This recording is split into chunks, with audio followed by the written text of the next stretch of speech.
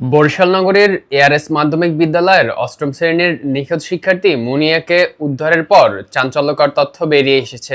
বর্তমানে ভিকটিম মুনিয়া Barishal Sherebangla medical college হাসপাতালের one stop crisis সেন্টারে চিকিৎসাধীন রয়েছে। 13 মে 2026 তারিখে ভিকটিমের মা সুফিয়া খাতুন বাদী হয়ে বরিশাল কোতোয়ালি মডেল থানায় একটি মামলা দায়ের করেন। মামলার 1 নং আসামি মেহেদী হাসান মামুন মাস্টার, যিনি ধান গবেষণা রোড এলাকার মোশাররফ হোসেন সান্টুর ছেলে। জানা গেছে এই মামুন মাস্টার স্থানীয় সাবেক কাউন্সিলর ও বিএনপি নেতা ফিরোজ মিয়া এবং ব্যবসায়ী স্বপন মিয়ার ভাতিজা। এছাড়াও তিনি আবিদুন্নেসা বেসরকারি প্রাথমিক বিদ্যালয়ের প্রধান শিক্ষক হিসেবে কর্মরত। মামলার 2 নং আসামি হিসেবে জালকাঠির রাজাপুর উপজেলার মোহাম্মদ আলিমকে অভিযুক্ত করা হয়েছে। ভিকটিমের মা সুফিয়া জানান, গত 1 মে সকালে মুনিয়া বাসা থেকে বের হয়ে নিখোঁজ হয়। নিখোঁজের দিনই 1 নং আসামি মামুন মাস্টারের বাসা থেকে মুনিয়ার স্কুল ব্যাগ উদ্ধার করা হয়েছিল। অভিযোগ রয়েছে, তখন ব্যবসায়ী স্বপন মিয়া আশ্বস্ত করেছিলেন যে তারা মেয়েকে উদ্ধার করে দেবেন। বাদী আরও অভিযোগ করেন, আমার মেয়ে টানা 9 দিন নিখোঁজ থাকার পর তাকে ঢাকা থেকে উদ্ধার করা হয়েছে। সেখানে সে ঢাকা মেডিকেল কলেজ হাসপাতালের ভিকটিম সেন্টারে রেপ অ্যান্ড সেক্সুয়াল অ্যাসাল্ট জনিত কারণে ভর্তি ছিল। খুব অসুস্থ, বলছিলাম ওর সাথে কথা বলতে, আমার খুব অসুস্থ, মেয়ে কথা বলতে পারে না। তারপর ওদের বাসায় যাওয়ার পরে নাকি খালি বলে আমাকে পানি দাও পানি দাও। ওনারা জিজ্ঞেস করছে, তুমি তোমার 8 দিন কোনো খুঁজ ছিল না, 8 দিন পরে তুমি এখন কিভাবে? আমরা এত জায়গায় তোমার খবর নিয়েছি, ফেসবুকে সার্চ, আমি কিছুই শুনি নাই, আমি জানি না, আমি এসব খবর কিছুই জানি না। এখন আমার অনেক রাত্রে আমার খালি এইটুকু জানি, একটা লোকে আমার বাসে উঠাইয়া দিছে, বাসে উঠাইয়া আমার এই আগারগাঁও নামাইয়া দিয়ে সে চলে গেছে।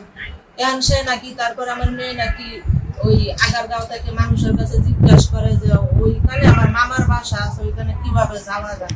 তারপরে লোকজন নাকি তারে রিক্সায় উঠাইয়া দিছে। আমার ভাইয়ের বাসার নাম বলছে, আমি ওরা আগে নিয়ে গেছিলাম আর মামার বাসা, ওইখানে ওরা আগে মোবাইলে কথা বলতো, জানছে ওইখানে ওর মামার বাসা আছে। তারপর বলে যে ওইখানে আমার মামার বাসা আছে, আমি ওইখানে যাব। তারপর ওইখানে লোকজন করে রিক্সায় উঠাইয়া দিছে। উঠাইয়া দেওয়ার পর আস্তে আস্তে ওর মামার বাসায় গেছে। যাওয়ার পরে আপনি যাই নাকি ওর মামিরা খালি বলতেছে, মামি আমার পানি দাও পানি দাও। ওনারা আবার দেখ করে তাড়াতাড়ি বসাইছে, ঘরে বসানোর পরে পানি দিছে, কয়েক মগ পানি খাইছে, 4-5 মগ পানি খাইছে। পানি খাওয়ার পরে অনেক কথা জিজ্ঞেস করে কথা বলতে পারে না, মানে অসুস্থ হইয়া পড়ছে।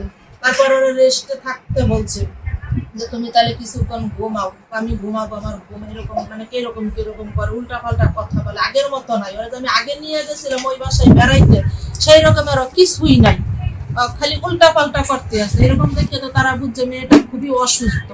সুস্থ হওয়ার পরে ওরে ধরেন তারা রেস্টে থাকতে বলছে, ও খালি ঘুমাইতেছে।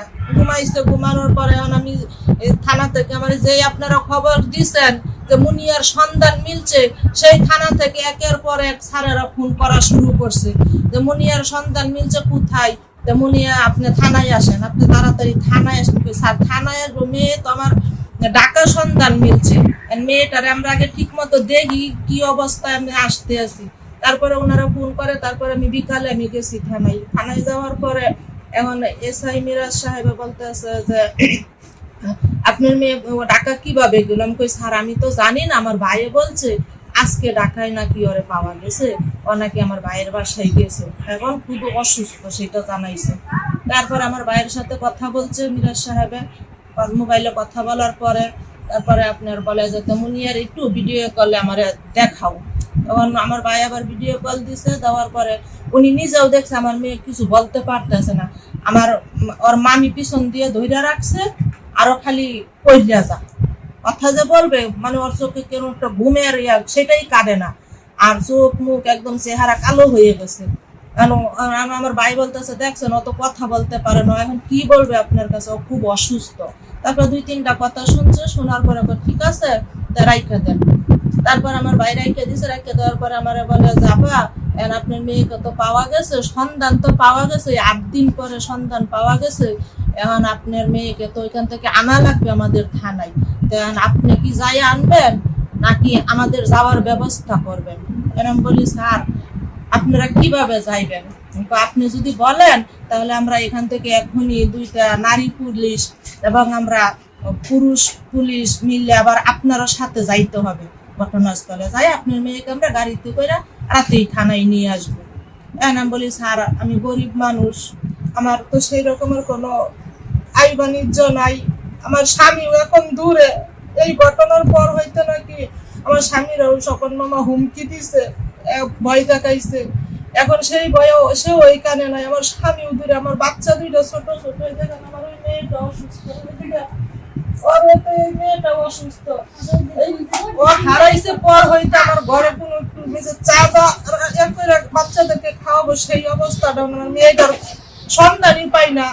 একটা মেয়ে যদি সন্তান না পা তার মা কি করে, ওর জন্য আমার 2টা বাচ্চাও শেষ হয়ে যাইতে আছে, আর বাবাও দূরে আছে, আর বাবাও যে থাকলে যে একটা কিছু আমার সহযোগিতা করবো সেটা না, আমার একলাই যাওয়া লাগে থানায়, তারে হুমকি দেওয়ার পরে দেখে থানায়ও যাই থাকে না, তারে নাকি ওনারা হুমকি দিছে।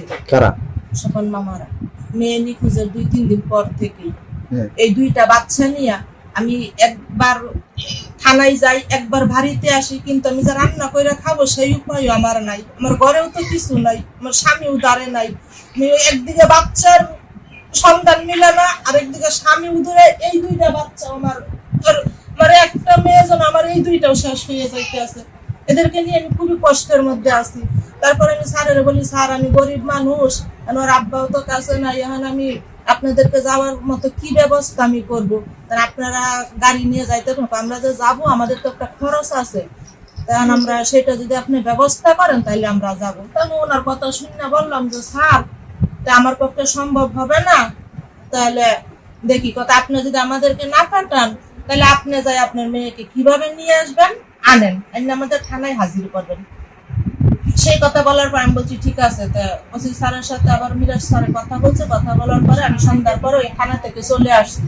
চলে আসার পরে বলছি যে ঠিক আছে আমি বাসায় যাই দেখি, নাইলে আমি আজকে রাত্রেও যদি না যাইতে পারি ঢাকায়, আমি কালকে সকালে রওনা দিব, আমার তো ভাড়ার টাকাটাও গোছান লাগবে, মহিলা মানুষ, বাসায় কেউ নাই, আমার সাথেও কেউ নাই, আমার যে আমার পাশে যে একটা লোক তাও নাই, আমি কান্না করলেও একলা, খাই না খাইয়া থাকলেও একলা, আমার সাথে আমার একটু সান্ত্বনা দিবে সেই একটা লোকও নাই। থানায় গেলে তারা নিজেরাই বলে আপনি একলা আসছেন কেন, আপনার সাথে লোক আমার কেউ নাই স্যার, আপনারাই আমার সহযোগী, আপনারাই আমার, আমি সুষ্ঠু বিচার চাই। আমি এতদিন বলছি যে আমার মেয়েটাকে ফেরত চাই, আমি তো জানি না আমার মেয়েটার জীবনে এই অবস্থাটা হইবে।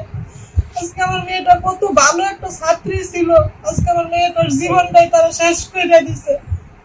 হ্যাঁ, তারপরে বাসায় আসার পরে আমার ভাই আবার ফোন করে বলতেছে আপা মুনিয়া খুবই অসুস্থ, ওরে হাসপাতালে নেওয়া লাগবে। তারপর আমি আবার এটা আব্বুরে জানাই যে মুনিয়া নাকি খুবই অসুস্থ হয়ে পড়ছে, বলে ঠিক আছে নিয়ে যাইতে বলো হাসপাতালে। তারপরে ওরা সৌরদি হাসপাতালে নিয়ে গেছে, ওইখানে মেয়েরা রাখে নাই, এরকম শূন্য অসুস্থ বেশি দেখে বলছে তাকে মেডিকেল কলেজ হাসপাতালে নিয়ে যাইতে। তারপরে আমার ভাই ঢাকা মেডিকেল কলেজ হাসপাতালে নিয়ে যাওয়ার পর ওর জরুরি বিভাগে ওসিসিতে ভর্তি দেয় কান্দানা। তারপরে আবার ওর আব্বু খবর পাইয়া রাতে ওইখানে চলে যায়, যাইয়া আর আব্বু আর ওর মামা 2জনে মিললে ওকে ভর্তি করে জরুরি বিভাগে ওসিসিতে। ভর্তি করার পরে আমি আবার এসআই মিরাজকে ফোন করে জানাই যে স্যার আপনি তো বলছিলেন আমি যে মেয়েকে নিয়ে আসতে থানেন, আমার মেয়ে অসুস্থ হয়ে পড়ছে, এখন তোরে হাসপাতালে ভর্তি করতে হবে। তো ঠিক আছে ভর্তি করেন, হাসপাতালে চিকিৎসা দেন, আগে সুস্থ হোক, আর আপনি কালকে চলে যান। যাই আমাদেরকে ফোন করে কথা জানাই আমার কি খবর কি অবস্থা। তারপর ওনার কথা মতো আমি ওই রাত্রে বাসায় থেকে সকালে উঠে আমি ঢাকায় রওনা দিই। আমার ওই ছোট বাচ্চাটাকে নিয়ে, ওইটাও অসুস্থ, ওইটারে উনি আমার সাথে কেউ নাই যে একটু যাবে, একটু একটা কিছু কথা দিয়েও সাহায্য করবে সেইটাও না।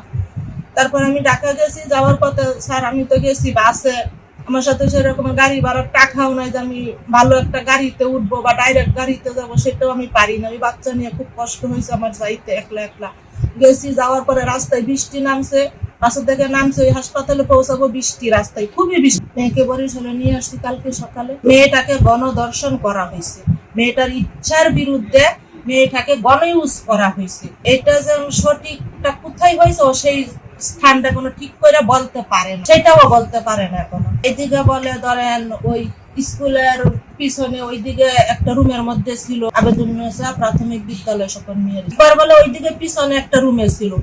আবার বলে যে ওই নতুল্লাবাদ যাওয়ার সময় বাসে একটা লোকে ওরে নিয়ে বলছে, আমি ওর কাছে জিজ্ঞাসা করছি তুমি আজ যদি কিছু নাও মনে থাকে তুমি একটু মনে করার চেষ্টা করো, ওই বাসায় গেছিলা? হ্যাঁ গেছিলাম ওইখানে ব্যাগ রাখছিলাম, ওইখানে ব্যাগটা আনতে গেছিলাম। মাস্টারের বিষয় বলছে মাস্টারের সাথে ওর কথা হয়েছে। মাস্টারের সাথে কি তোমার কথা হয়েছে? বলে হ্যাঁ মাস্টারের সাথে আমি 15-20 মিনিট কথা বলছি।